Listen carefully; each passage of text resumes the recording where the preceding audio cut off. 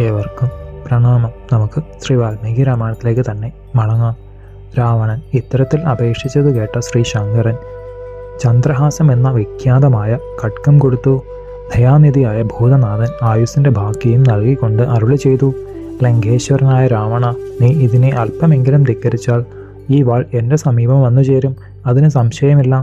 ലോകൈകനാഥനായ മഹേശനാൽ പേരിടപ്പെട്ട രാവണൻ മഹാദേവനെ താണു വണങ്ങി പുഷ്പക വിമാനത്തിൽ കയറി സ്വച്ഛന്തം പാർത്തലത്തിൽ സഞ്ചരിക്കുവാൻ തുടങ്ങി.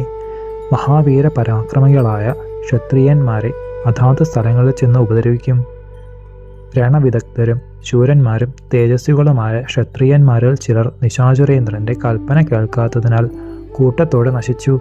അറിവുള്ള ചിലരാകട്ടെ ഈ രക്ഷാവരൻ ദുർജയനാണെന്ന് മനസ്സിലാക്കി ബലത്താൽ ഗർഭിഷ്ഠനായ അരക്കനോട് ഞങ്ങൾ തോറ്റിരിക്കുന്നു, അവിടുത്തെ കീഴിൽ ജീവിക്കാം എന്ന് സവിനയം പറഞ്ഞ് രക്ഷ നേടി. അഗസ്ത്യ ബ്രഹ്മർഷി സമന്ദഹാസം തുടർന്നു: ഹേ രാമചന്ദ്ര, മഹാഭുജനായ രാവണൻ പാർത്തലത്തിൽ ചുറ്റി സഞ്ചരിച്ചുകൊണ്ട് ഹിമവൽ പാർശ്വത്തിലെ ഘോരാരണ്യത്തിൽ എത്തിച്ചേർന്നു. അവിടെ മാൻതോൽ ഉടുത്ത് ജടാധാരിയായി ആർഷധർമ്മം തന്നെ ഉജ്ജ്വല രൂപം കൊണ്ട ദേവതയെ പോലെ ഇരിക്കുന്ന സുകുമാരാംഗിയായ ഒരു കന്യകയെ കണ്ടു. ഘോരവ്രതങ്ങൾ അനുഷ്ഠിച്ചുകൊണ്ടിരിക്കുന്ന ആ കാമിനിയാങ്കി നക്തഞ്ചരേന്ദ്രനെ വളരെയധികം ആകർഷിച്ചു. വീണ്ടും വീണ്ടും നോക്കി കാമമോഹത്താൽ ഹൃദയം തിങ്ങി വിങ്ങി ചിരിച്ചുകൊണ്ട് ദശാസ്യൻ ചോദിച്ചു: ഹേ ഭദ്രേ, യൗവനകാലത്തിന് വിരുദ്ധമായിട്ട് എന്താണ് നീ ഇങ്ങനെ ചെയ്യുന്നത്?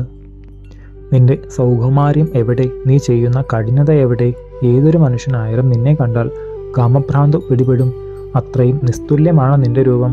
അതിശ്രേഷ്ഠമായ ഈ ആകൃതി തപോവിധിക്ക് യോജിച്ചതല്ല. എന്താണ് നീ ഇങ്ങനെ ജീവിതത്തെ വ്രത വിശീർണമാക്കുന്നത്? നീ ആരാണ്? ആരുടെയാണ് ഭർത്താവ്? ആരാണ്? ഹേ ഭീരു, നിന്നെ സ്വീകരിക്കുവാൻ ഭഗ്നിയാക്കുവാൻ സാധിക്കുന്നവനാണ് ഈ പാരിൽ പുണ്യവാൻ. എല്ലാം അറിയുവാൻ ആഗ്രഹിക്കുന്ന എന്നോട് തുറന്നു പറയൂ, എന്തിനാണ് നിന്റെ പരിശ്രമം? രാക്ഷസ ചക്രവർത്തി രാവണന്റെ ചോദ്യങ്ങൾ കേട്ട ആ യശസ്വിനി വിധിക്കനുസരിച്ച് ആദിത്യാദികൾ ചെയ്ത് മറുപടി പറഞ്ഞു: ബൃഹസ്പതി പുത്രനും ബുദ്ധിയാൽ തത്തുല്യനും അമിത പ്രഭാശാലിയുമായ ബ്രഹ്മർഷി കുലധ്വജനാണ് എൻ്റെ അച്ഛൻ. സർവദാ വേദാധ്യാനം ചെയ്തുകൊണ്ടിരിക്കുന്ന ആ മഹാത്മാവിൻ്റെ വാഗ്മിയായ കന്യകയാണ് ഞാൻ. വേദവതി എന്ന പേർ ദേവന്മാർ, ഗന്ധർവന്മാർ, യക്ഷന്മാർ, രാക്ഷസന്മാർ, ഉരകശ്രേഷ്ഠന്മാർ തുടങ്ങിയവരെല്ലാം വിവാഹാർത്ഥികളായി പിതൃസമീപത്തിൽ വന്നു. എന്നാൽ അച്ഛനാകട്ടെ അവരിൽ ഒരാൾക്കും എന്നെ കൊടുക്കുവാൻ ഇഷ്ടപ്പെട്ടില്ല. ഹേ രാക്ഷസേന്ദ്ര, അതിൻ്റെ കാരണവും ഞാൻ പറയാം, ശ്രദ്ധ വയ്ക്കൂ. എൻ്റെ അച്ഛന് ഇഷ്ടപ്പെട്ട ജാമാതാവ് ഒരേ ഒരാൾ മാത്രം, സുരന്മാർക്ക് പോലും ഈശ്വരനും ത്രൈലോക്യ നായകനുമായ മഹാവിഷ്ണു. അതുകൊണ്ട് യാതൊരാൾക്കും എന്നെ കൊടുത്തില്ല. വൈകുണ്ഠനാഥന് കൊടുക്കാനുള്ളവളാണ് ഞാനെന്നറിഞ്ഞപ്പോൾ ദമ്പു എന്ന പേരായൊരു അസുര തമ്പുരാൻ അടങ്ങാത്ത കോപം ഉദിച്ചു. ഒരു ദിവസം രാത്രി സുഷുപ്തിയിലാണ്ട് കിടക്കുന്ന പിതാവിനെ ആ മഹാപാപി നിഷ്കരണം വധിച്ചു. ദുഃഖാർത്തയായ മാതാവ് പിതൃശരീരത്തെ ആലിംഗനം ചെയ്തുകൊണ്ട് തന്നെ അഗ്നിയിൽ പ്രവേശിച്ചു. അച്ഛൻ്റെ ആഗ്രഹം സാക്ഷാൽ ഹരിയെ ഭർത്താവാക്കണമെന്നുള്ള മനോവിചാരം സഫലമാക്കി തീർക്കുവാൻ തയ്യാറായ ഞാൻ ഹൃദയം കൊണ്ട് അമരബന്ധ്യനായ ആ ദേവദേവനെ വരിച്ചു കഴിഞ്ഞു. പ്രതിജ്ഞയും ചെയ്തു. അതിനുവേണ്ടി കഠിന തപസ് അനുഷ്ഠിക്കുകയാണ്. ഹേ നക്തഞ്ചരാധിപ, എല്ലാ വർത്തമാനവും ഞാൻ അവിടുത്തോട് പറഞ്ഞു കഴിഞ്ഞു. പുരുഷോത്തമനായ പത്മനാഭനാണ് എൻ്റെ ഭർത്താവ്, മറ്റാരുമല്ല. ഈ ഘോരവ്രതത്തിൽ ഇരിക്കുന്നത് അതിനുവേണ്ടി മാത്രമാണ്. ഹേ രാജാവേ, അങ്ങയെ ഞാൻ അറിഞ്ഞു. ഈ 3 ലോകത്തിലുള്ള കാര്യങ്ങളൊക്കെ തപസ്സുകൊണ്ട് ഞാൻ അറിയുന്നു. ഹേ പൗലസ്ത്യനന്ദന, അങ്ങ് പോയാലും എനിക്ക് അനുഷ്ഠാനത്തിനുള്ള സമയമായി.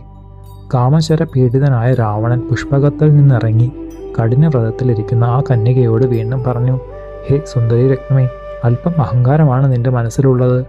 ഏണാക്ഷി, താരുണ്യത്തിലല്ല ഇത്തരത്തിലുള്ള പുണ്യസമ്പാദനം വേണ്ടത്. വൃദ്ധന്മാർക്ക് ഈ വ്രതാദികൾ യോജിക്കൂ. ത്രൈലോക്യ സുന്ദരീമണിയായ നീ സർവ്വസൽഗുണങ്ങളും ചേർന്നവളാണല്ലോ.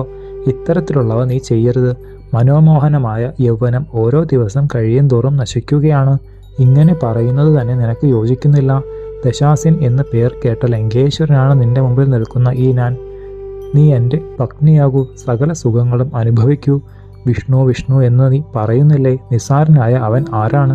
തപസ്സുകൊണ്ടോ വീര്യശൗരാദികൾ കൊണ്ടോ സുഖാനുഭവങ്ങൾ കൊണ്ടോ ശക്തി കൊണ്ടോ അവൻ എന്നോട് തുല്യനല്ല.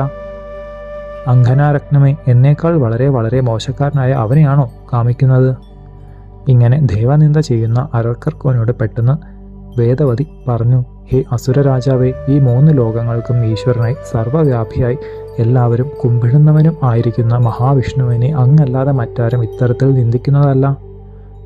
വേദവതിയുടെ വാക്കുകളുടെ പൊരുൾ മനസ്സിലാക്കാത്ത രാവണൻ അനങ്ക പീഡ കൊണ്ട് ബുദ്ധി മന്ദിച്ച് ആ ദേവിയുടെ കുന്തളഭാരത്തിൽ കടന്നു പിടിച്ചു.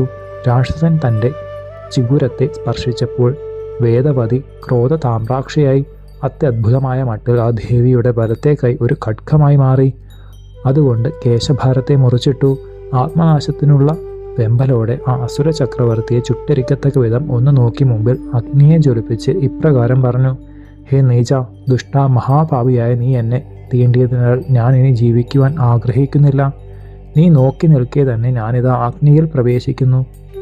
പാപകർമ്മങ്ങളിൽ നിമഗ്നയായ നീ ഈ മഹാരണ്യത്തിൽ വെച്ച് എന്നെ സ്പർശിച്ചു കഴിഞ്ഞു. അതുകൊണ്ട് നിന്റെ നിഗ്രഹത്തിന് ഞാൻ വീണ്ടും ജനിക്കും. പാപാത്മാവായ ഒരു പുരുഷനെ ഒരു സ്ത്രീക്ക് വധിക്കുവാൻ വയ്യല്ലോ. നിന്നെ ശപിക്കുകയാണെങ്കിൽ എൻ്റെ തപസ്സിന് ഇടിവ് വരും. കർമ്മം, ദാനം, ഹൂതം എന്നിവ എന്തെങ്കിലും എനിക്കുണ്ടെങ്കിൽ ഞാൻ അയോനിജിയായി ജനിക്കും. ധർമ്മകർമ്മ നിരതയായ സാധ്യയായി തീരും. വേദവതി മിന്നൽ വേഗത്തിൽ അഗ്നികുണ്ഡത്തിൽ പതിച്ചു. ആളിക്കത്തുന്ന ചെന്തിജ്വാലകൾ ദേവിയെ വിഴുങ്ങി.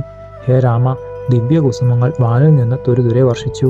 ദിവ്യകാന്തി ചിന്തുന്ന ശ്രീ മഹാലക്ഷ്മിയെപ്പോലെ ചെന്താമരത്താരിൽ ഒരു ബാലികയായി ആ യോഗിനീരത്നം പിറന്നു. നിശാചരേന്ദ്രൻ്റെ യാത്രാമധ്യത്തിൽ ആ കന്യകയെ കണ്ടു. അനാഥ ശിശുവിനെ സ്വന്തം അരമനയിലേക്ക് കൊണ്ടുപോന്നു. ചെന്താമര മത്സ്യം പോലെ ശോഭിക്കുന്ന ബാലിയെ അമാത്യപ്രമുഖന് രാവണൻ കാണിച്ചു. ലക്ഷണാഭിജ്ഞനായ മന്ത്രിസത്തമൻ സവിനയം പറഞ്ഞു: പ്രഭോ, ഈ സുകുമാരാംഗി ഇവിടെ വളർന്നു വന്നാൽ അവിടുത്തെ വിനാശത്തിന് കാരണമായി തീരും. അത് കേട്ട ആശരേശൻ ആ കോമള ബാലികയെ അഴലാഴിയിൽ ഒഴുക്കിക്കളഞ്ഞു. സ്വാധ്വീരത്നമായ അവൾ യജ്ഞശാല സമീപത്തിൽ കരക്കടിഞ്ഞു. വിദേഹ മഹാരാജാവിൻ്റെ കലപ്പ തട്ടി അവൾ പുറത്തു വന്നു. ജനകരാജഋഷി സുതയായി വളർന്നു വന്ന ദേവി പ്രഭു അങ്ങയുടെ സഹധർമ്മിണിയായി തീർന്നു. നിത്യനായ ആദിപുരുഷൻ മഹാവിഷ്ണു തന്നെയാണ് അവിടുന്ന്. ദേവദേവനായ അവിടുത്തെ അമാനുഷ വീര്യം നേടിയ ജാനകി സ്വീകരിച്ചു. അമേയശക്തനായ രാവണനെ നിഗ്രഹിച്ചു. മഹാഭാഗയായ ദേവി ഇനി മനുഷ്യരുടെ മധ്യത്തിൽ അവതരിക്കും. കൃതയുഗത്തിൽ വേദവതിയായി ജനിച്ച ദേവി ത്രേതായുഗത്തിൽ വേദിയിലെ അഗ്നിയെപ്പോലെ കരികൊണ്ട് ഉഴുത പാർത്തലത്തിൽ രക്ഷോവംശ വിനാശത്തിനായി വിദേഹത്തിൽ ജനകരാജസുതയായി വളർന്നു. സീതയിൽ നിന്നുള്ള ഉൽപ്പത്തിയാകിയാൽ സീത എന്ന് മർത്യന്മാർ പറയുകയാണ്. ശേഷം ചരിതം നമുക്ക് അടുത്ത ഭാഗത്തിലൂടെ കാണാം. ഗുരുപാദങ്ങളിൽ സാഷ്ടാംഗ പ്രണാമത്തോടെ നമസ്കാരം.